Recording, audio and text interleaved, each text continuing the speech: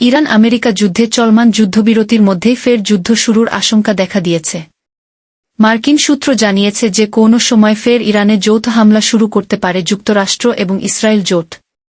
অন্যদিকে এই সম্ভাবনাকে তোয়াক্কা না করে এবার হামলা হলে তার দাঁত ভাঙ্গার জবাব দেওয়ার প্রত্যয় ব্যক্ত করেছে তেহরান। একই সঙ্গে বিশ্বে জ্বালানি সরবরাহের অন্যতম গুরুত্বপূর্ণ সমুদ্রপথ হরমুজ প্রণালীর উপর নিজেদের নিয়ন্ত্রণ বজায় রাখার ঘোষণা পুনর্ব্যক্ত করেছে তারা।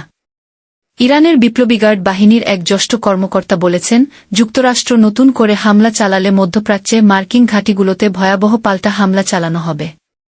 গতকাল বৃহস্পতিবার ইরানের শীর্ষ কর্মকর্তারা এই সতর্কবার্তা দেন বলে জানিয়েছে বার্তা সংস্থা রয়টার্স।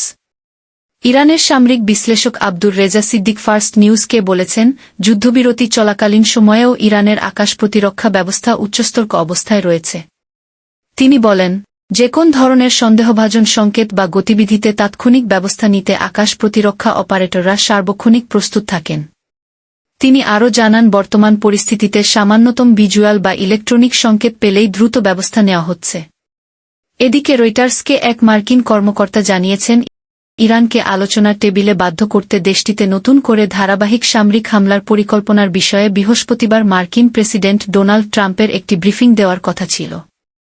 এ ধরনের বিকল্পগুলো দীর্ঘকাল ধরে মার্কিন পরিকল্পনার অংশ হলেও বুধবার প্রকাশিত এক্সিওসের প্রতিবেদনটি বাজারে আসার পর তেলের দাম ব্যাপকভাবে বৃদ্ধি পায়।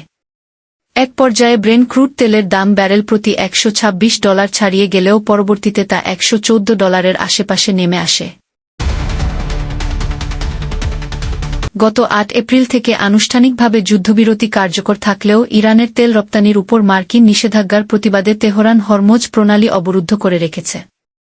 এদিকে বৃহস্পতিবার রাতে তেহরানে বিমান প্রতিরক্ষা ব্যবস্থার সক্রিয়তা লক্ষ্য করা গেছে। ইরানের আধা সরকারি বার্তা সংস্থা মেহের জানিয়েছে, ড্রোন ও নজরদারি বিমান প্রতিহত করতে প্রতিরক্ষা ব্যবস্থা কাজ করছে।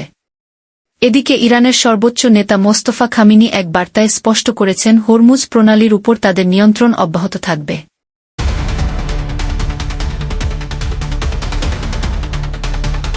Yes marketing BD.